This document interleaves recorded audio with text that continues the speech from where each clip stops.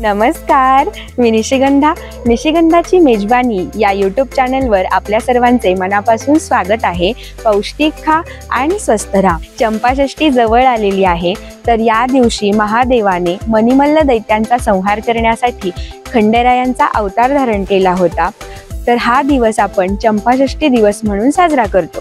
तर या दिवशी खंडेरायांची विधिवत पूजा केली जाते आणि खंडेरायांना वांग्याचं भरीत किंवा वांग्याची भाजी आणि बाजरीचा रोडगा किंवा भाकरीचा नैवेद्य दाखवला जातो. हा दिवस विशेष आहे, पण आणखीन विशेष गोष्ट म्हणजे चंपाषष्ठीची थाळी आपण जी बनवणार आहोत ती बनवणार आहोत आपण शेतामध्ये, आणि तेही चुलीवर. चला तर मग रेसिपीला सुरुवात करूया. भरलं वांग करण्यासाठीचा मसाला तयार करून घेऊया. तर त्यासाठी इथे मी 1 चमचा धने, 1 चमचा तीळ, 5-6 लसणाच्या पाकळ्या, कढीपत्ता आणि किसलेलं सुकं खोबरं घेतलं आहे. हे सर्व जिन्नस आपण भाजून घेऊयात. छान असं खरपूस रंगावर भाजून घेतलं की चव छान येते. तुम्ही ते बघू शकता की सर्व जिन्नस छानपैकी भाजून झालेले आहेत. आता आपण ते काढून घेऊयात.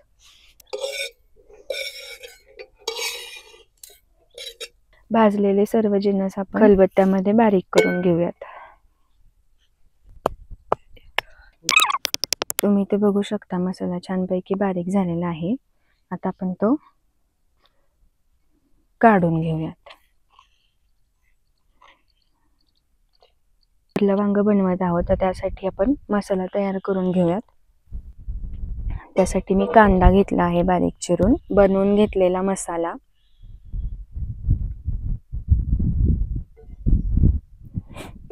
शेंगदाण्याचे कूट, थोडी हळद, कांदा लसूण मसाला. इथे तुम्ही तुमच्या आवडीनुसार कमी जास्त करू शकता. कोथिंबीर, चवीनुसार मीठ आणि 1 चमचा तेल टाकून व्यवस्थित एकजीव करून घेऊयात. भरलेल्या वांग्यासाठीचा मसाला बनवून तयार आहे. तुम्ही इथे बघू शकता. मी इथे वांगी स्वच्छ धुवून घेतलेले आहेत आणि ती अशी मधोमध 4 भाग करून घेतलेले आहेत. आता यामध्ये आपण हा मसाला भरूयात. मसाला इतका सुंदर दिसत आहे आणि त्याचा सुगंध सुद्धा इतका छान येत आहे ना की असं वाटतं हा मसाला असाच खावा. तुम्हाला पण हा मसाला असाच खायला आवडत असेल तर मला नक्की सांगा. हा मसाला भरून झालेला आहे. आता आपण वांग्याला फोडणी टाकून घेऊयात. कढई छान तापलेली आहे. आता यामध्ये आपण तेल टाकून घेऊयात. तेल छान तापले आहे. आता यामध्ये आपण मोहरी आणि जिरे घालूयात आणि हा मसाला आणि वांगी घालून छान परतून घेऊया. छान परतले गेले आहे. आता यामध्ये आपण पाणी घालूया. तुम्ही ते बघू शकता वांग्याला छान उकळी आलेली आहे. वांग शिजत आलेलं आहे आणि चुलीमध्ये विस्तू सुद्धा छान पडलेला आहे. तर यामध्ये आपण एक मोठं मी वांग घेतलेलं आहे ते आपण भाजून घेऊयात.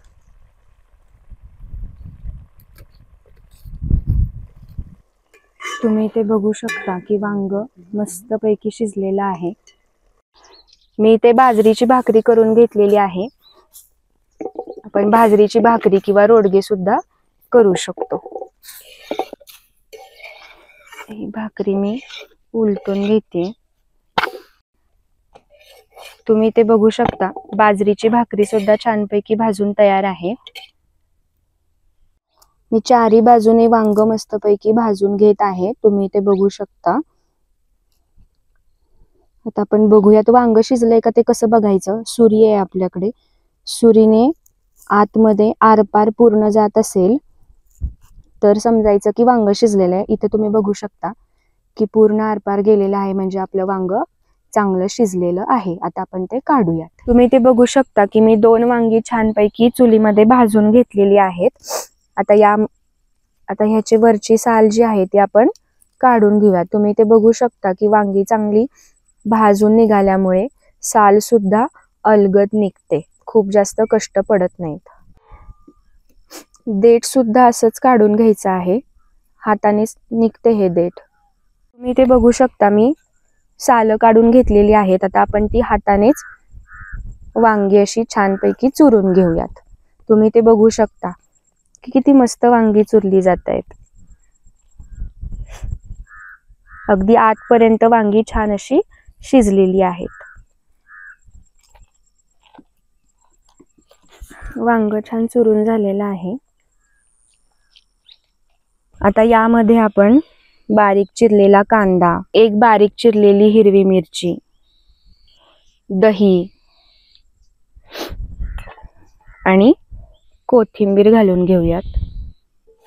चवीनुसार मीठ घालून घेऊयात आणि एकसारखे मिक्स करून घेऊयात.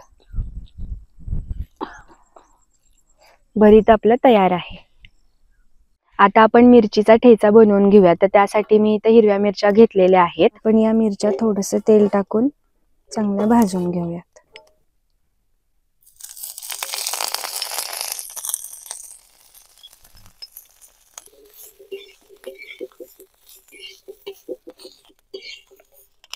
मिरच्या छान अशा भाजून झालेल्या आहेत. आता आपण त्या ताटामध्ये काढून घेऊयात.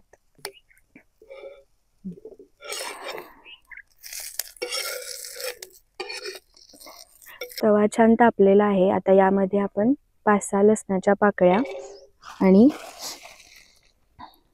थोडेसे शेंगदाणे भाजून घेऊयात.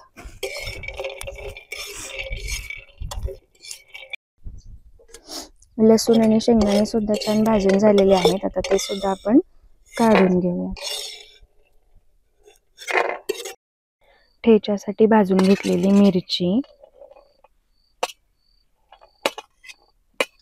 लसूण आणि शेंगदाणे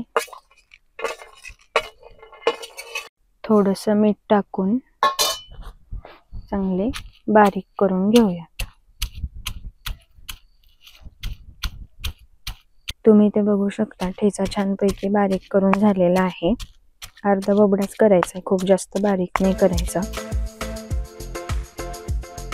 भरलं वांग,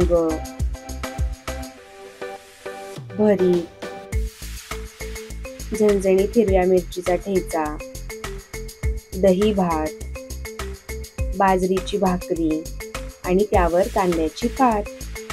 तर ही चंपाषष्ठी विशेष थाळी तुम्हाला कशी वाटली हे मला नक्की सांगा आणि आपल्या प्रतिक्रिया अवश्य कळवा. आणि आपल्या चॅनेलला लाईक, सबस्क्राईब आणि शेअर करायला विसरू नका.